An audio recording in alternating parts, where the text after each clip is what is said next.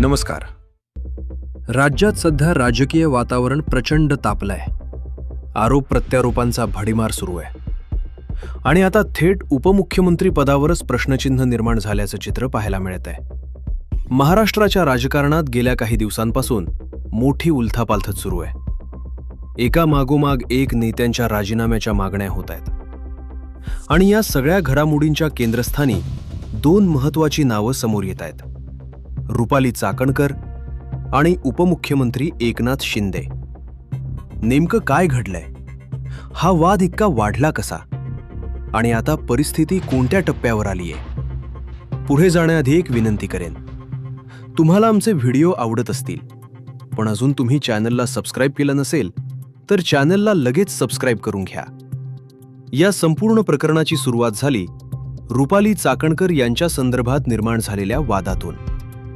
या प्रकरणानंतर विरोधी पक्षांनी आक्रमक भूमिका घेत सरकारवर जोरदार हल्लाबोल सुरू केला. प्रशासनात पारदर्शकतेचा अभाव असल्याचा आरोप करण्यात आला. काही निर्णय प्रक्रियेबाबत प्रश्न उपस्थित करण्यात आले आणि काही संवेदनशील मुद्द्यांवर सरकारने घेतलेल्या भूमिकेवरूनही टीका करण्यात आली. या सर्व घटनांमुळे राजकीय वातावरण आधीच तापलेलं असताना आता विरोधकांनी आपला निशाणा थेट उपमुख्यमंत्री एकनाथ शिंदे यांच्याकडे वळवलाय. विरोधी पक्षांचे नेते असा आरोप करत आहेत की राज्यात कायदा आणि सुव्यवस्थेची स्थिती बिघडत चाललीये. काही महत्त्वाच्या घटनांवर सरकारकडून योग्य आणि वेळेवर प्रतिसाद मिळालेला नाही. त्यामुळे प्रशासनावरचा विश्वास कमी होत असल्याचंही ते सांगत आहेत. याच पार्श्वभूमीवर विरोधकांकडून एक मोठी मागणी पुढे येत आहे. नैतिक जबाबदारी स्वीकारत उपमुख्यमंत्री एकनाथ शिंदे यांनी आपल्या पदाचा राजीनामा द्यावा, अशी मागणी आता जोर धरताना दिसतीये. मात्र या सर्व आरोपांवर सत्ताधारी पक्षानेही ठाम भूमिका घेतलीये. सत्ताधाऱ्यांच्या मते हे सर्व आरोप राजकीय हेतूने प्रेरित आहेत. सरकारवर अनावश्यक दबाव निर्माण करण्याचा प्रयत्न केला जात आहे. राज्यात विविध विकास कामे सुरू आहेत, अनेक योजना राबवल्या जात आहेत आणि विरोधक मुद्दामून नकारात्मक वातावरण तयार करत आहेत, असा दावा सत्ताधाऱ्यांकडून केला जात आहे. उपमुख्यमंत्री एकनाथ शिंदे यांच्या नेतृत्वाखालील सरकार पूर्णपणे स्थिर आहे आणि राजीनाम्याचा कोणताही प्रश्नच उद्भवत नाही, असं स्पष्टपणे सांगण्यात आलंय. दरम्यान या संपूर्ण प्रकरणावर अद्याप कोणताही अधिकृत मोठा निर्णय किंवा कारवाई जाहीर झालेली नाही आणि काही मुद्द्यांबाबत अधिकृत माहिती अद्याप स्पष्ट नाही.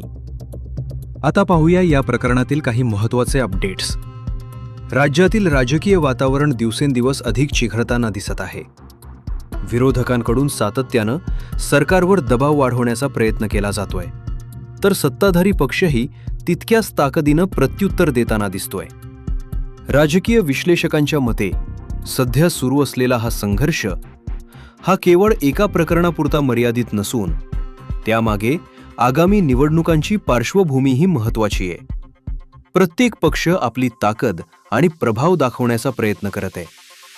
त्यामुळे येत्या काळात हा संघर्ष आणखी तीव्र होण्याची शक्यता वर्तवली जाते. रुपाली चाकणकर यांच्या राजीनाम्यानंतर हे प्रकरण थांबेल असं वाटत होतं, पण उलट आता या वादानं आणखी गंभीर वळण घेतलंय. कारण आता विरोधकांचा थेट निशाणा आहे मुख्यमंत्री एकनाथ शिंदे. नेमकं काय आहे हे संपूर्ण प्रकरण आणि का वाढतेय शिंदेंच्या राजीनाम्याची मागणी? चला समजून घेऊया. सुरुवात झाली अशोक खरात प्रकरणातून. या प्रकरणात गंभीर आरोप समोर आले आणि त्याचवेळी रुपाली चाकणकर यांच्यावरही काही प्रश्न उपस्थित झाले. विरोधकांनी आरोप केला की पीडितांवर दबाव टाकण्याचा प्रयत्न झाला आणि संपूर्ण प्रकरण हाताळण्यात गंभीर त्रुटी झाल्या. दबाव वाढत गेला, राजकीय वातावरण तापत गेलं आणि अखेर रुपाली चाकणकर यांनी आपल्या पदाचा राजीनामा दिला. पण इथेच ही गोष्ट थांबली नाही, कारण विरोधक म्हणत आहेत हा फक्त सुरुवात आहे. त्यांच्या मते इतक्या मोठ्या प्रकरणात केवळ एकाच व्यक्तीचा राजीनामा पुरेसा नाही, तर संपूर्ण यंत्रणेची चौकशी झाली पाहिजे. आणि इथूनच एंट्री होते एकनाथ शिंदे यांच्या नावाची. विरोधकांचा थेट आरोप आहे की राज्य सरकार या प्रकरणात निष्क्रिय राहिलं. वेळेवर कारवाई झाली नाही, जबाबदारी निश्चित झाली नाही आणि त्यामुळेच आता ते म्हणतायत, मुख्यमंत्री म्हणून नैतिक जबाबदारी स्वीकारा आणि राजीनामा द्या. राजकीय भाषेत पाहिलं तर हा केवळ आरोप नाही, तर एक मोठा पॉलिटिकल प्रेशर गेम सुरू झालाय. एकीकडे विरोधक आक्रमक झालेत, तर दुसरीकडे सत्ताधारी पक्षही तितक्याच जोरात बचाव करताना दिसतोय. सरकारचं म्हणणं स्पष्ट आहे, ही सर्व आरोप राजकीय हेतूनं प्रेरित आहेत. सरकार स्थिर आहे आणि राजीनाम्याचा प्रश्नच येत नाही. पण प्रश्न अजूनही कायम आहे. जर सगळं सुरळीत होतं तर एवढा मोठा वाद का निर्माण झाला? आणि जर चूक झाली असेल तर जबाबदार कोण? राजकीय विश्लेषक सांगतात की हा वाद आता फक्त एका प्रकरणापुरता मर्यादित राहिलेला नाही, तर तो थेट सत्तेच्या विश्वासार्हतेवर प्रश्न निर्माण करतोय.